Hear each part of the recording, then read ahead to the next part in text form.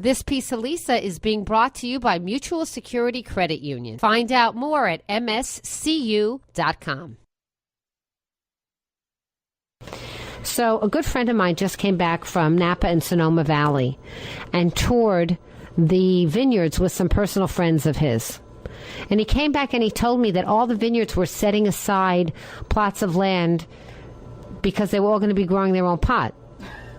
And they were going to make a lot of money from it. They weren't necessarily going to turn wholesale from alcohol to pot, right? From grapes to pot. But they were excited about it. They thought it was only a matter of when and not if. And people would be growing their own cannabis freely and making money from it. In fact, they saw it as an enormous cash crop. You know, they say that in all truth, in all seriousness, the greatest cash crop in the world is opiates and poppies, followed by cannabis. And there are far more funds earned every single day from pornographic films than will ever be made by Hollywood. Did you know that?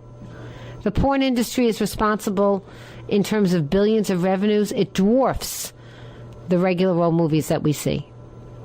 It's really stunning.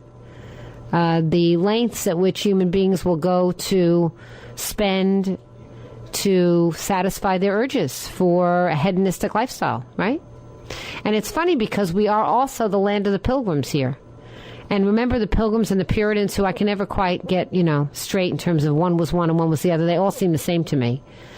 But basically, they were very puritanical in their instincts about what God wanted and expected from a moral life. I mean, really puritanical.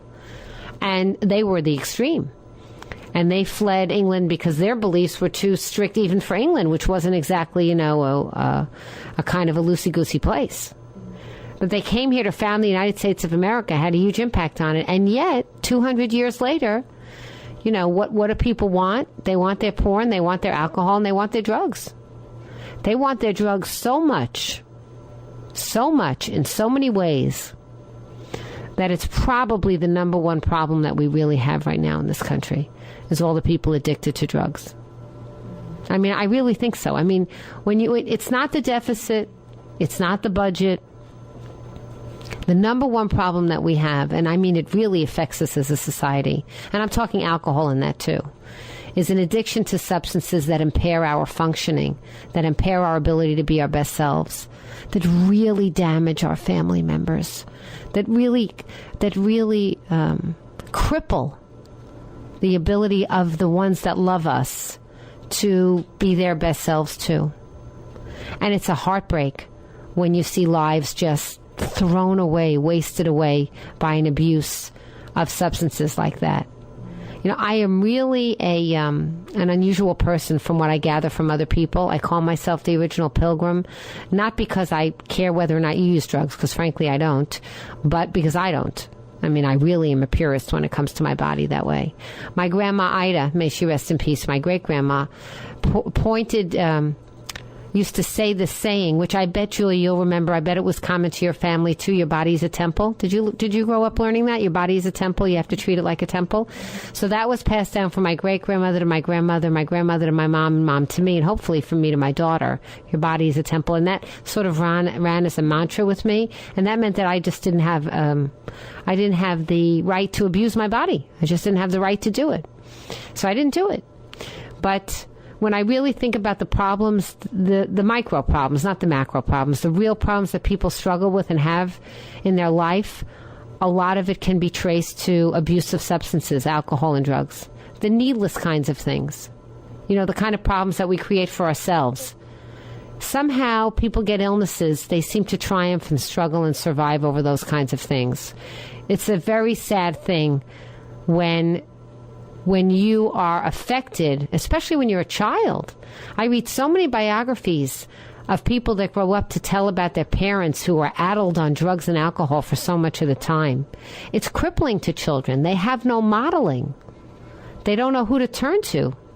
They don't know what to turn to. And I really think if we were having a serious conversation with serious politicians, that should be on the agenda. It's not, It's not. When's the last time any politician was ever really asked in a leadership capacity, well, what do you intend to do? And what can you do in the way of trying to get our country back on track and not on so many drugs. Prescription, by the way, is a major problem. I'm not talking about the illicit drugs. I'm talking about the oxycodones and the OxyContins and the Percocets and the Vicodins and alcohol. I mean, in all the ways in which, and I'm not suggesting it be illegal, by the way, because I don't think that that's a solution. But something is fundamentally wrong in the richest society on earth when so many people feel they need to escape for so many hours a day. I mean, what is that saying? That to me says, I can answer that in my own way, that people who are doing that have a fundamental lack of meaning in their lives. They don't feel when they get up in the morning that their life has meaning and purpose and value. I think when you answer to, and I think that that's why spirituality for so many people becomes an end game, becomes a real path away from the abuse. Because if you feel that God needs you, if you feel that you have been chosen by God to do a different purpose, I think that that gives you a frame of mind and a frame of reference to value yourself and to have meaning and purpose in your life. I just do. You've just been listening to A Piece of Lisa. If you'd like to listen to the whole 2-hour show, please go to lisawexler.com where all shows are archived. And do follow me on Twitter @Lisa Wexler. Thanks for listening.